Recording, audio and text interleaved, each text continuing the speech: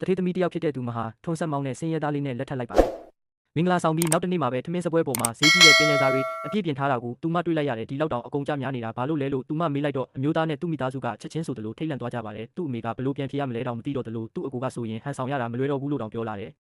ဒါကိုသူမကသူ့ရဲ့စုဆောင်းထားတဲ့ငွေတွေအားလုံးသုံးလိုက်တယ်လို့အထင်မှားပြီးနောက်ဆိုရင်ဒီလိုဈေးကြီးတာတွေမဝယ်ဖို့တားလိုက်ပါတယ်တကယ်တော့သူဟာဘီလီယံနာတစ်ယောက်ဖြစ်ကြောင်းပြောပြဖို့ပြင်လိုက်ပေမဲ့သူမကစကားဖြတ်ပြီးသူတို့နဲ့အတူအခက်အခဲတွေကိုအတူရင်ဆိုင်မယ်လို့ပြောခဲ့တယ်ဒီစကားကြောင့်သူ့အမေကပိုးပြီးတော့တောင်အားနာသွားပါတယ်တကယ်လို့အမှန်တရားပေါ်သွားရင်သူမကတစ္ဆာဖောက်ခံရတယ်လို့ခံစားသွားရမှာကိုစိုးရိမ်နေတာပါအဲ့ဒီညမှာပဲဘီလီယံနာအမျိုးသားကမိဖို့ကိုတန်ရှင်းရေးလုပ်နေတော့သူ့ရဲ့လက်ထောက်ကပတင်းပေါက်ကနေခိုးဝင်လာပါတယ်လက်ထောက်ကဒေါ်လာဘီလီယံ300တန်တဲ့စာချုပ်မှာလက်မှတ်ထိုးဖို့ပြောနေတော့သူမကတကားဖွင့်ပြီးဝင်လာလို့နှစ်ယောက်လုံးလန့်သွားကြတယ်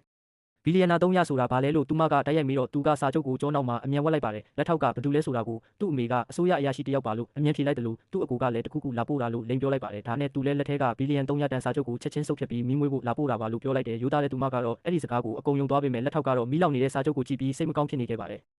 အဲ့ဒီနောက်မှာတော့သူမကအလုတ်ထွက်လုပ်ပြီးပတ်စံရှာတော့မယ်လို့ပြောလိုက်တာကြောင့်တမိသားစုလုံးအံ့ဩသွားကြပါတယ်သူ့အမေကအပြင်မှာအလုတ်လုပ်ဖို့အရန်အေးတယ်လို့တားတယ်လို့သူကလည်းမိသားစုမှာသုံးဖို့ပတ်စံရှိသေးတယ်လို့ပြောပေမဲ့သူမကတော့စိတ်ပိုင်းဖြတ်ထားပြီးသားပါနောက်တစ်နေ့မှာသူမကလမ်းပေါ်မှာလက်ကမ်းစာဆောင်တွေစပြီးဝေပါတယ်ဒါကိုသူတို့မိသားစုကအမောင်တဲကနေချောင်းကြည့်နေခဲ့တာပါသူမတကယ်စိတ်ရင်းနဲ့အလုပ်လုပ်နေတာကိုမြင်တော့ဘီလီယံနာမျိုးသားကသူ့တပည့်တွေကိုချက်ချင်းခေါ်လိုက်ပါတယ်တပည့်ဖြစ်သူကသူမလက်ထဲကလက်ကမ်းစာဆောင်တွေအားလုံးကိုယူပေးလိုက်တယ်အဲ့ဒီနောက်သူမကကြောက်မြတ်ရတနာဆိုင်မှာအလုပ်ဝင်ပါတယ်သူကလည်းသူ့တပည့်ကိုဒေါ်လာထုတ်ကြီးပေးလိုက်ပြီးဆိုင်ထဲကရတနာတွေအားလုံးကိုဝယ်ခိုင်းလိုက်တယ်တပည့်ဖြစ်သူကလူတစုနဲ့အတူပတ်စံတွေကင်ပြီးဆိုင်ရှိရောက်လာတာကိုမြင်တော့သူမအရန်အံ့ဩသွားပါတယ်ပိုပြီးအံ့ဩဖို့ကောင်းတာကပတ်စံတွေကိုသူမရှိမှပုံချလိုက်ပြီးဆိုင်ထဲကပစ္စည်းတွေအားလုံးတင်မကအယုံမတွေကိုပါမကြံတဲသွားကြတာပါ